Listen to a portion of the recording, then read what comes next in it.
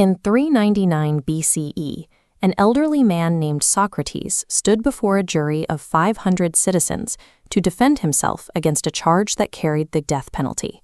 His fellow citizens accused him of 3 specific crimes: failing to acknowledge the city's gods, introducing new and unauthorized deities, and corrupting the young men. The prosecution demanded that he be executed. It was a severe sentence for a man who had never committed a physical crime or led a violent revolt, but who had spent his life simply talking to people in the street. Athens was a city struggling to recover from war and internal collapse.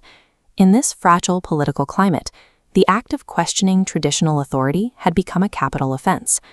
Socrates didn't look like a revolutionary. Famously poor and barefoot, he possessed the prominent features and broad face shown in this classical bust. Despite his lack of status, the Oracle of Delphi declared him the wisest man alive. Socrates eventually agreed with the oracle, but only because he realized that while others claimed to have knowledge, he alone was willing to admit he knew nothing. At a time when other thinkers were focused on the physics of the stars and the origin of the cosmos, Socrates shifted the focus of philosophy to the human level, studying the ethics of the home and the city. By arguing that the unexamined life is not worth living, he made the personal search for virtue more important than the study of abstract science. He spent his days in the public markets and gymnasiums, seeking out politicians and experts to engage them in what appeared to be casual conversation. This method of cross-examination, known as the elenchus, turned these interactions into a rigorous trial of logic. Socrates would ask to define a virtue like justice. Through follow-up questions, he exposed inconsistencies, eventually forcing the logic to fracture. The point wasn't to offer new answers, but to clear away false beliefs, leaving subjects with nothing but their own ignorance. While Socrates saw this as a service, his victims saw it as a public humiliation. He was systematically stripping the leaders of Athens of their intellectual authority. During his trial, Socrates compared Athens to a large, sluggish horse that needed to be stung into alertness. He claimed he was the gadfly sent by the gods to keep the city from falling into a lazy complacency. His most offensive argument was that ruling required a specific form of expert knowledge. This directly attacked the logic of Athenian democracy, which relied on the collective judgment of the public. The city was also recovering from a brutal loss in the Peloponnesian War and a recent bloody coup led by a group known as the 30 Tyrants. Because several of those tyrants had been his former students, Socrates became a target for a traumatized city looking to purge the influences that had led to its decline. Socrates remained defiant during his defense. Instead of asking for a lighter sentence, he told the jury that for his services to the city, he deserved the lifetime of free meals, usually reserved for Olympic champions. This refusal to humble himself convinced the jury. They found him guilty and sentenced him to die by drinking poisonous hemlock. While he was in prison, his wealthy friends offered him a way to escape into exile, an option the Athenian authorities likely would have ignored. Socrates refused to leave. He argued that he had lived under the protection of the Athenian laws for 70 years, and to disobey them now would be to break a tacit agreement with the state that had raised him. He decided that it was better to die as a victim of an unjust application of the law than to become a lawbreaker himself. In his final moments, Socrates takes the cup of hemlock and drinks it calmly, even as his followers collapse in grief around him. The execution was a turning point for his student, Plato. Watching a democratic court legally kill the most just man he knew convinced him that the political life of Athens was no longer a place where truth could survive. Plato responded by withdrawing from politics to found the Academy, where he began to write the dialogues that would preserve his teacher's life and methods for future generations. By executing Socrates, the Athenian jury ensured he would never be forgotten. His death forced his followers to define the questions of justice and ethics that have remained at the center of philosophy for over 2,000 years. This bearded bust suggests a life of quiet reflection, but Plato entered the world at the epicenter of a bloody Athenian civil war. His birth name was Aristocles. Plato was a nickname bestowed on him by his wrestling coach, an epithet meaning broad, that referenced his imposing physical build. He was born into an elite lineage that claimed direct descent from the god Poseidon and commanded enough wealth to place him at the highest level of Athenian society. This status meant his family was deeply embedded in the city's violent power struggles. His uncle Charmides and his cousin Critias were prominent leaders of the 30 Tyrants, the Spartan-backed oligarchy that overthrew the democracy. His family ties even crossed battle lines. His stepfather, Pyrilampes, was a close associate of Pericles, the iconic leader of the democratic faction. Plato was bred for the machinery of government. Navigating the lethal tensions between these opposing factions was intended to be his life's work. Early on, he looked toward the stage rather than the assembly, intending to build a career as a writer of tragedies. That path changed after he met Socrates. The encounter with the radical teacher led Plato to burn his early plays and join Socrates' circle of associates. In 399 BCE, the restored Athenian democracy put Socrates on trial, convicted him of impiety, and executed him. For a 28-year-old Plato, watching the state legally kill his mentor was a trauma that lasted the rest of his life. The execution destroyed his faith in the political systems he was raised to inherit, effectively ending his ambition for a civic career in Athens. Plato fled the city in a self-imposed exile, traveling for a decade through Megara, Egypt, and Italy to study with mathematicians and fellow thinkers. Since he could no longer function within the Athenian assembly, he sought a different way to exert influence, moving to the court of Syracuse in Sicily to attempt to mold a ruler from the outside. He formed a dangerous alliance with a nobleman named Dion to advise the powerful tyrant Dionysius I and later his son. The project failed. The tyrants in Syracuse rejected his philosophical governance as forcefully as the democratic assembly back in Athens. His ally Dion was exiled for sedition, and Plato himself was placed under house arrest, a prisoner of the ruler he had tried to train. His attempt to create a philosopher king proved that the politics of foreign courts were just as toxic as those of his home city. After the disaster in Syracuse, Plato began a perilous journey home across the Aegean. His ship was intercepted, and the aristocrat was taken captive. According to text recently deciphered from the carbonized Herculaneum papyri, the Spartans captured Plato and sold him into slavery on the island of Aegina. He was eventually rescued and ransomed, which allowed him to return to Athens as a free man. This near-death experience finalized his rejection of direct political participation, convincing him that the public sphere offered only humiliation and physical danger. Battered and disillusioned, Plato returned to Athens and purchased property in a sacred grove called Academos. The academy functioned as an insulated sanctuary, a private clearing where the high-stakes failures of public life could be analyzed in isolation. He used this space to gather the greatest mathematicians, astronomers, and philosophers of his time, creating a cooperative research community.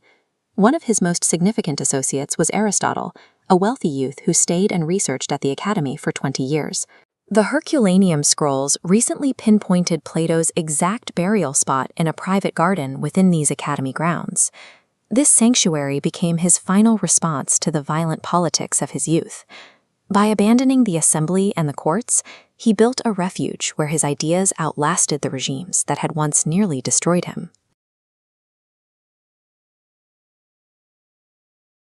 You know you shouldn't have that drink. You want to stay sharp. But at the exact same time, you are craving it. This illustrates what Plato called the principle of non-opposition.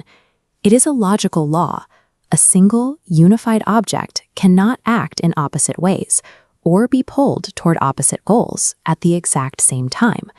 If you want a drink and also want to avoid that drink, your mind cannot be a single, unbroken whole. To experience those opposing desires, the self must be a divided structure. Plato saw this same instability in the physical world. He noted that material objects are trapped in a cycle of becoming and perishing. They are never purely one thing, but are always shifting into something else. This universal flux mirrors the divided mind. The physical realm lacks the unity and permanence required for absolute truth. This creates the ultimate human dilemma. We are fractured minds, trying to find stability in a universe where everything eventually breaks down and dies. To restore order, Plato starts from the inside out. This diagram shows his architectural blueprint of the human mind, which he divided into 3 distinct tiers, known as the tripartite soul. At the base sits the appetite. This part is entirely non-rational, driven by the raw instincts for survival, physical pleasure, and material consumption. Above that is the spirit. This is the seat of our emotions, our pride, and the drive for honor and victory. It's the part of you that feels righteous indignation or the hunger for success. At the peak is reason. This is the truth-seeking intellect, and according to Plato, it is the only part of the psyche designed to rule over the other 2. Imagine a charioteer gripping the reins of 2 very different horses. The charioteer is reason. One horse represents the noble energy of the spirit, while the other is the chaotic, rearing impulse of the appetite. Reason must use the spirit's strength to rein in those base desires. When reason successfully subdues those lower impulses and takes total control of the mind, we reach a state of psychic harmony. For Plato, this rare, balanced state defines true internal justice. But if reason is steering the chariot, where exactly is it trying to go? It cannot be aiming at the physical world because the physical world around us is always changing and decaying. Plato's solution is the theory of forms. This represents his map of reality, which splits existence into 2 entirely separate dimensions. The top half is the intelligible realm. This is the domain of the forms, the eternal, perfect blueprints of abstract concepts, like absolute beauty, equality, and the good. Down below is the visible realm. Every physical object we touch or see down here is merely a decaying, flawed shadow of its perfect form up above. Think of a beautiful statue or a beautiful person. Over time, the marble chips and the physical body ages. But the abstract form of beauty never ages, remaining intact forever. This provides the rational mind with a permanent, unchanging anchor. It gives us an objective truth to navigate toward in an otherwise degrading universe. Plato's model of the soul and his map of the cosmos are 2 halves of the same gear. They interlock to create a mechanism for human transcendence. We tame our appetites and spirit to clear psychological static. With a quiet mind, reason looks up to apprehend those eternal forms, a process called recollection. This creates a fractal logic. The organized human soul perfectly mirrors the divine blueprint of the cosmos. Allowing reason to rule stabilizes our internal anxieties, while simultaneously aligning our intellect with the mathematical order that structures reality. Ultimately, Plato's philosophy serves as an instruction manual. By organizing the chaos within our own minds, we earn the ability to step outside the illusion of the decaying world and touch eternity. Imagine staring at a slice of rich chocolate cake. You promise to eat healthier this week, but the immediate temptation is overpowering. Your internal dialogue becomes a binary argument. One voice demands the immediate gratification of that first bite, while the other reminds you of your long-term health goals. Then a third feeling arrives, the shame or frustration you feel toward yourself for even wanting to break your promise.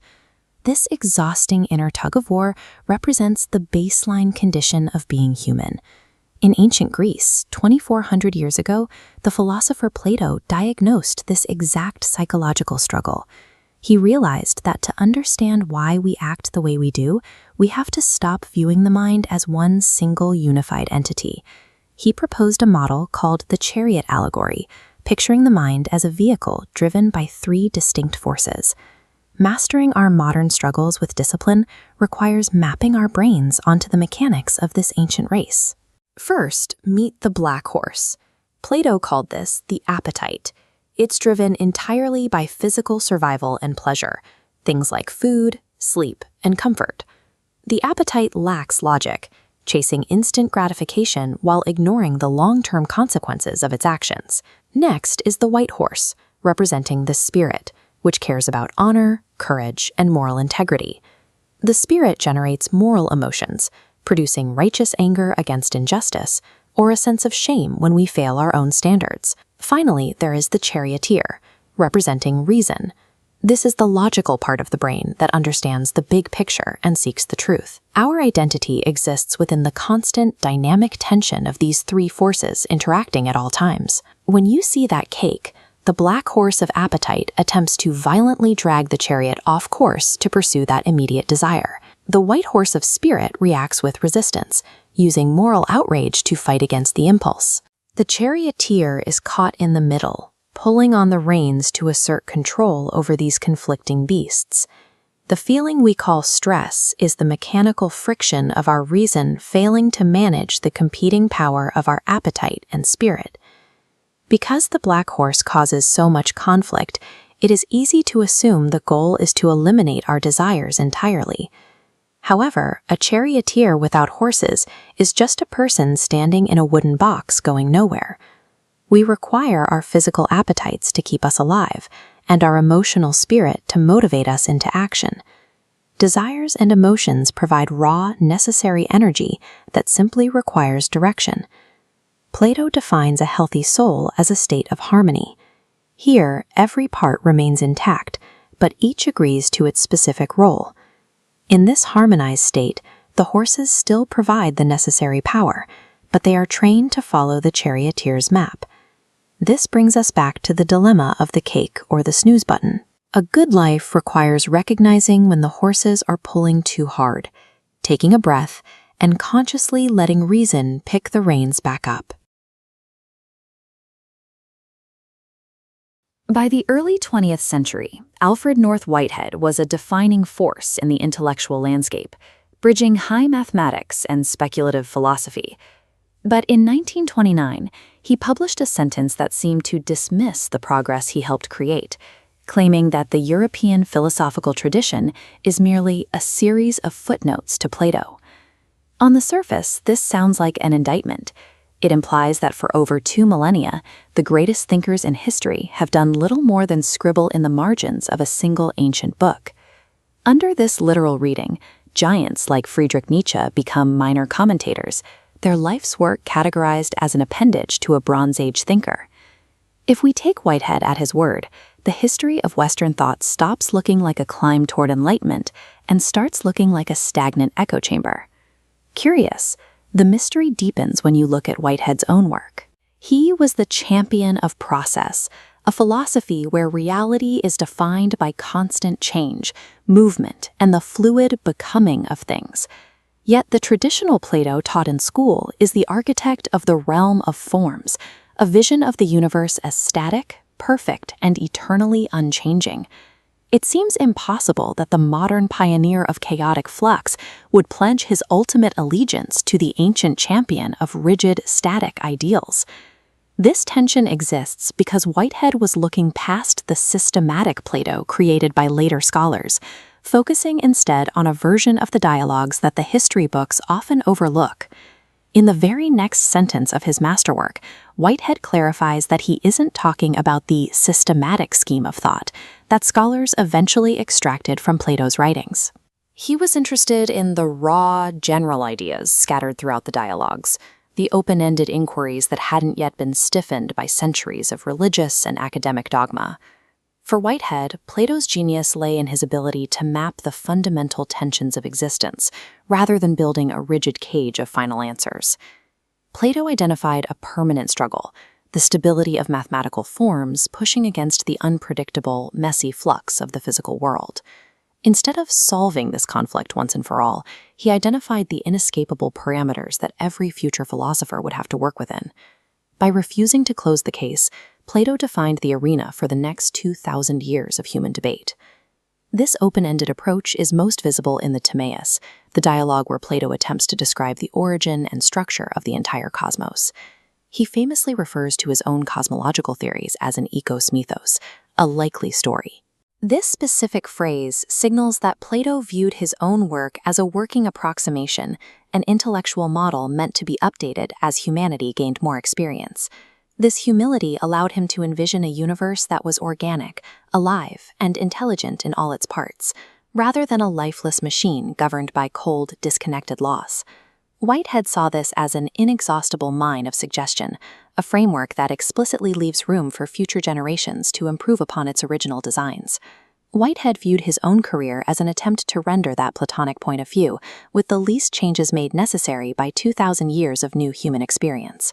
To keep the model current, Whitehead had to integrate the massive datasets of Newtonian physics and Darwin's theories on biological evolution. He then added the ultimate update of his own era, Albert Einstein's theory of relativity, which replaced static space with a dynamic, interconnected field. By weaving these modern scientific realities back into Plato's organic framework, Whitehead developed a system capable of describing a world that is both ordered and constantly in process. The arrival of modern physics didn't break the original blueprint. It provided the high-resolution evidence needed to refine Plato's likely story for the 20th century. Within this context, a Whiteheadian footnote functions as a collaborative revision, a way of refining a foundational insight through the lens of new discovery. To do philosophy is to join an unbroken, evolving conversation that has been searching for the same truths since the dawn of Western civilization. Ultimately, Whitehead saw the footnote as a seat at the table of humanity's most important quest, validating the ongoing work of every thinker trying to map the nature of reality.